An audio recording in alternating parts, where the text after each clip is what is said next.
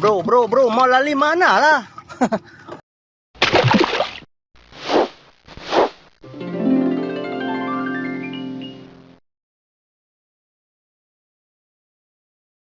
Sekumpulan nelayan telah menyelamatkan seekor burung helang yang hampir lemas di tengah laut. Video tersebut telah dimuat naikkan ke TikTok salah seorang daripada mereka, di mana mereka mengambil keputusan untuk menangkap burung helang itu yang tidak dapat terbang disebabkan dalam keadaan yang terlalu basah. Mereka telah melepaskan kembali burung helang itu selepas keadaan buluhnya kering. Malah warganet berterima kasih dan memuji sikap para nelayan itu.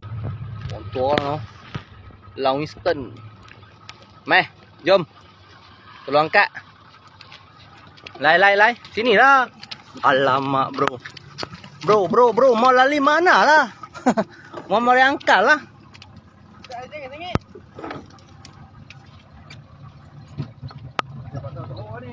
Basah teruk dia punya sayap.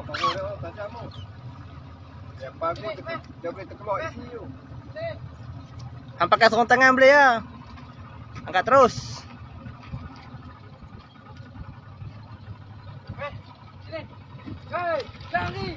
Hang. Helang Langkawi dah main sini oi. Langkawi main sini oi. Apa jangan santai-santai lah. Nanti buka siap apa lah. Tak ada dia tak mungkin tu tadi. Langkawi. Oi. Langkawi berada di pangai puncak. Nampak dia. Dia tak rasa. Lepas. Terbang bebas. Dah. Lega lepas terbang. Bye.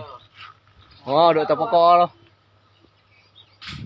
Meninjau ke ruang komen, rata-rata netizen memuji sikap nelayan itu, malah ada juga yang berseloroh, patutlah Langkawi dah tiada helang.